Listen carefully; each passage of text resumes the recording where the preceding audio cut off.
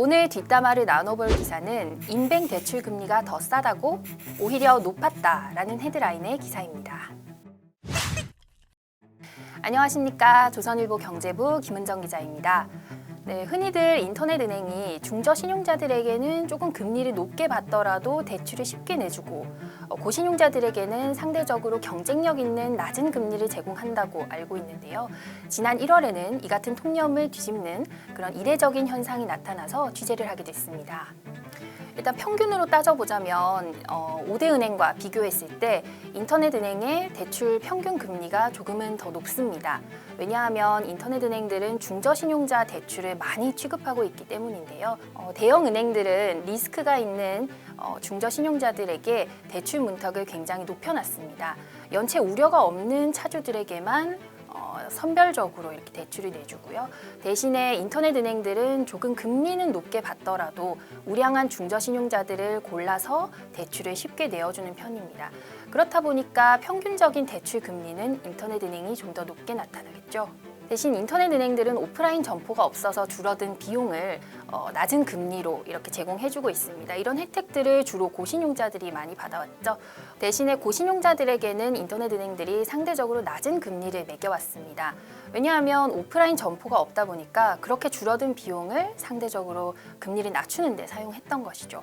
그런데 지난 1월에 은행연합회 공시를 봤더니 이 인터넷 은행들이 신용점수 951점 이상의 고신용자들에게 대형 은행들보다도 더 높은 금리를 매겼다는 겁니다.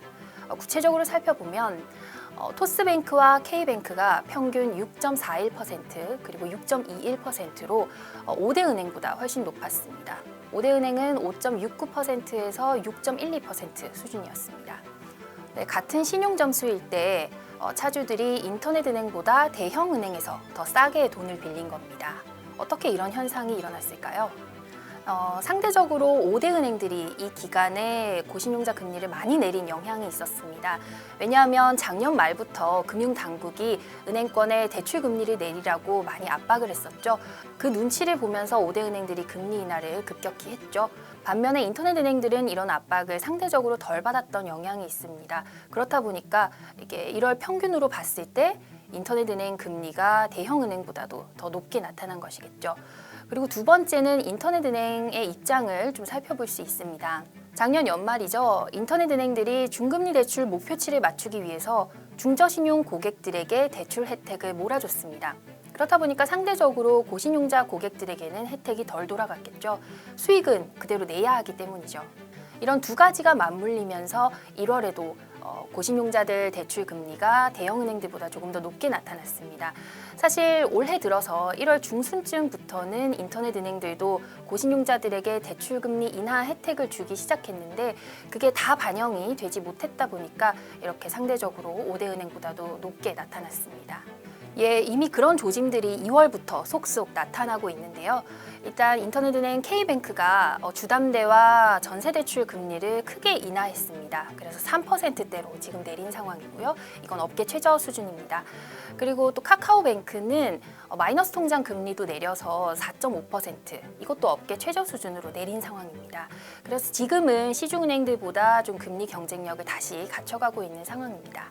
그래서 2월이나 3월 공시를 살펴보면 아마 1월 때와는 다른 분위기를 느끼실 수 있을 것 같습니다. 그러니까 작년 말을 생각해 보시면 이게 인터넷 은행들이 중금리 대출 목표치, 그러니까 금융당국이랑 약속한 그 숫자 비율을 맞추기 위해서 중저신용자 고객들을 많이 유치하기 위한 그런 프로모션들 많이 했어요. 금리 인하 프로모션들.